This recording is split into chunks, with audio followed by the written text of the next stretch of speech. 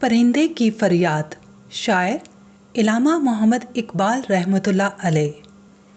ایک پرندہ جو پنجرے میں قید ہے اپنی فریاد کچھ یوں بیان کرتا ہے: آج مجھے وہ گزرا ہوا زمانہ یاد آ رہا ہے جب میں باغ میں اپنے دوست پرندوں کے ساتھ مل کر خوشی سے چہچہایا کرتا تھا۔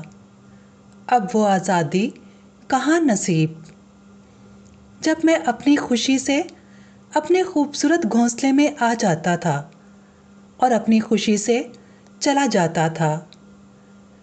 اپنے اس خوبصورت اور آزاد ماضی کو یاد کرتا ہوں تو دل پر چوٹ سی لگتی ہے۔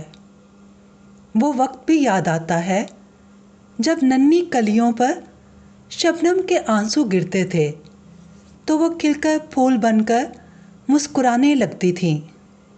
اس قفس میں مجھے وہ پیاری پیاری صورت یاد آتی ہے، جیسے کوئی کامنی سی مورت ہو، وہی میرا ہم سفر جس کے دم سے میرا گھر آباد تھا۔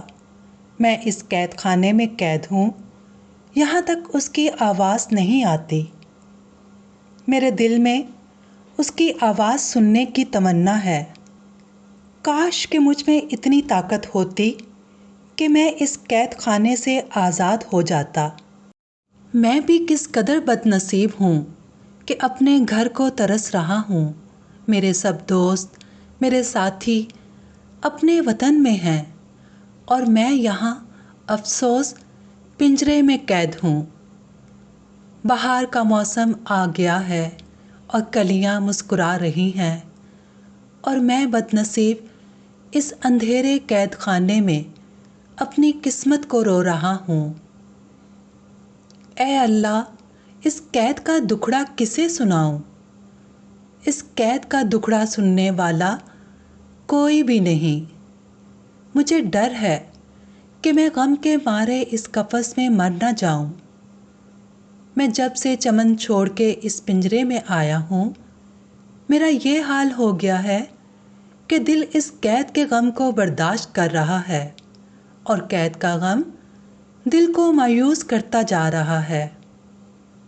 میری اس فریاد کو سننے والوں اسے گانا سمجھ کر خوش نہ ہوں۔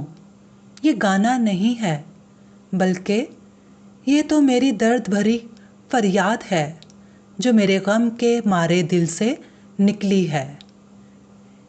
اے مجھے قید کرنے والے، اب تو مجھے آزاد کر دے۔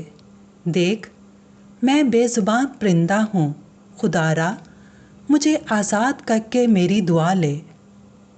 اس نظم میں اقبال رحمۃ اللہ علیہ ہمیں یہ پیغام دیتے ہیں: آزادی خواہ انسان ہوں یا پرندے، سب کے لیے ایک بہت بڑی نعمت ہے۔